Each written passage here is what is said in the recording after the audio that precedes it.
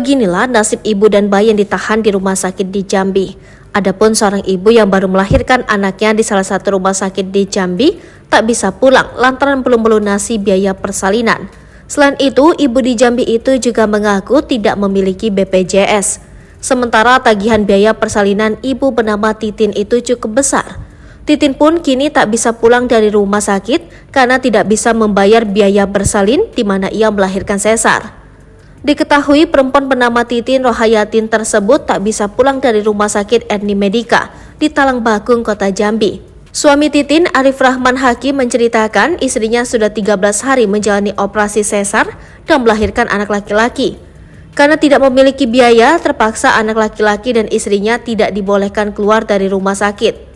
Total tagihan Rp15.500.000, ada keringanan sebesar 2 juta. Jadi total biayanya Rp13.500.000, ucap Arif. Dia menjelaskan saat hendak bersalin ia membawa istrinya ke sebuah klinik di kilometer 73 di Kecamatan Sekenan, Kabupaten Muaro Jambi.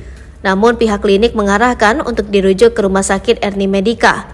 Meski tidak memiliki dana, Arif nekat karena demi keselamatan istri dan sang anak. Kami tidak punya BPJS. Sebelumnya saya pernah ngurus tapi NIK istri saya ini ternyata beda orangnya. Kesalahan data di KTP dan kesulitan, jelasnya. Arif sempat bernegosiasi dengan pihak rumah sakit agar dapat melunasi biaya persalinan dengan cara dicicil.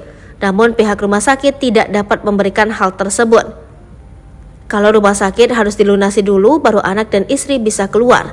Saya sempat mengajukan cicil dengan jaminan KTP dan kartu ATM agar bisa dipotong setiap bulan gaji saya. Tapi tidak biasa juga. Saya tidak punya apa-apa, ujarnya.